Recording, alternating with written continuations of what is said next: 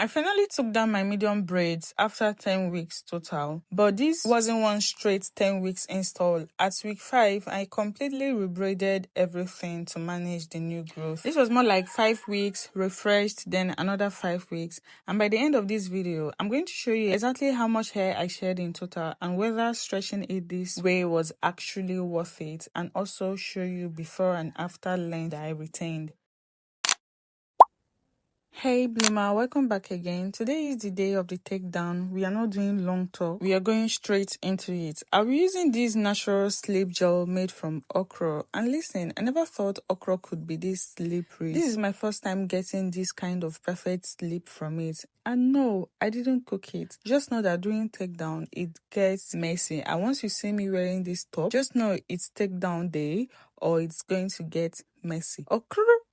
Anyway, let's get into it. I believe by now you know how to properly take down braids, but just in case, let me give you a quick breakdown on how to reduce breakage as much as possible. First, make sure your hair is moisturized before you even start. I moisturized mine prior to this day, so it's not 100% fresh, but it's workable. You will need a white tooth comb, a detangling brush, a tail comb, tray scissors, only if necessary, your gel, and of course your fingers. That's the real MVPs. Now, grab your gel and be generous. I know generosity is not your strong point, but today it's your spotlight.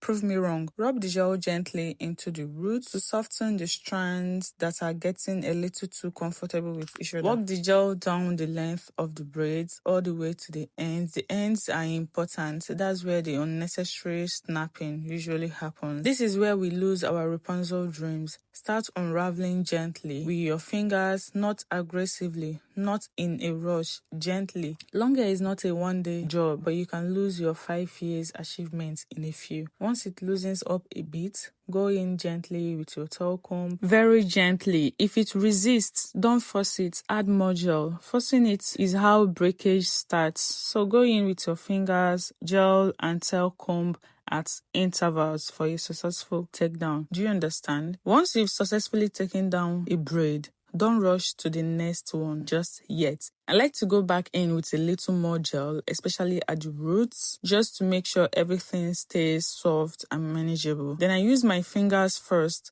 gently separating the strands and removing any shed hair gradually. Your fingers should always be your first detangling tool. They are more sensitive than any brush. Once I feel like my fingers have done enough of the work, I go in gently with my detangling brush, just the way you are seeing it here. The brush should be finishing the job, not starting it. Do you understand? If you come across any stubborn knots or tangled strands, that's where the scissors come in. Instead of snapping it off with my hands and risking unnecessary breakage, I trim only what needs to go. Once that section is fully detangled, I twist it up and set it aside. This keeps everything organized and prevents retangling while I walk through the rest of my hair. I will continue this same process throughout my entire head. Now everything is out, we will look at the total shedding and compare my length from before. Since I braided everything out week 5, this is what 5 weeks hair shedding looks like, and honestly it's equivalent or even lesser than the other week 5. What do you think? Let me know in the comments. Shedding with the white bob is natural, it's normal. Short snapped